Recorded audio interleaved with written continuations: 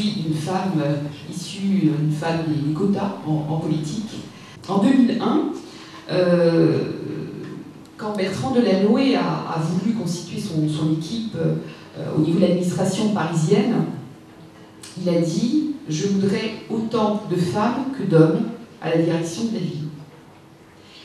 Eh bien, il a dû attendre 6 mois parce qu'on lui présentait que des candidatures d'hommes. Bien évidemment en tant que conseillère municipale, mais j'ai aussi créé une association qui s'appelle l'Association nationale des élus locaux d'opposition.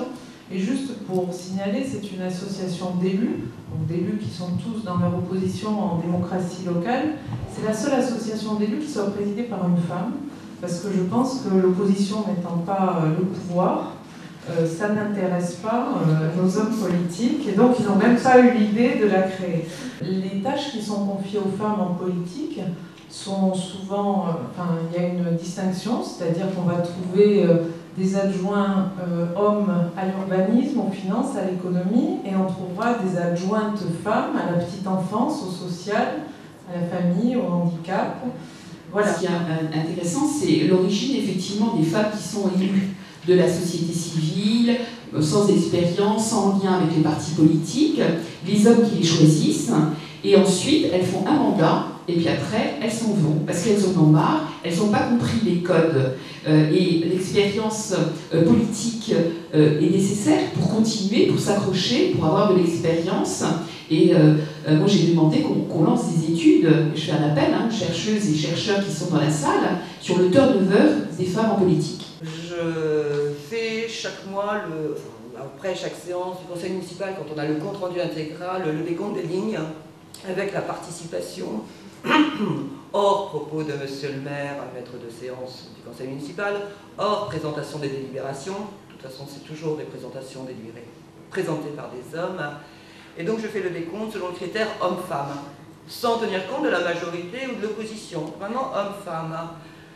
Alors, dans les premiers temps, on était première année, deuxième année du mandat, on était environ 10%, je ne disais rien. Et puis, grande nouvelle, en septembre 2010, le conseil municipal de Clamart a approuvé la charte égalité homme-femme, la charte égalité européenne, égalité homme-femme. Super. Du coup, je me suis permis, à chaque approbation de conseil municipal, je donne cette répartition des temps de parole homme-femme. Je trouve quand même qu'il y a une progression, c'est-à-dire à force de répéter le taux de participation des femmes et de temps, etc., messieurs les élus, à un moment, je trouve qu'il y a quand même plus de femmes qui interviennent, et sitôt qu'une femme intervient, les autres commencent à intervenir. Il y a une plaisanterie qui tourne dans les sphères politiques qui est quel est le féminin de conseiller général? C'est suppléante.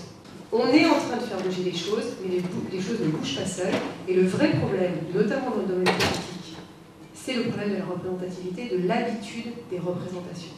Et tant qu'on aura des images que le président de la Banque Centrale Européenne, ça ne peut être qu'un président de la Banque Centrale Européenne, tant qu'on aura l'image que, effectivement, un dirigeant d'entreprise ou un dirigeant plutôt de direction opérationnelle, ça ne peut être qu'un dirigeant, on aura énormément de mal à faire bouger les choses. Au sein du laboratoire de l'égalité, on fait une proposition qui est la suppression du financement des partis politiques qui ne présentent pas 50% de candidates.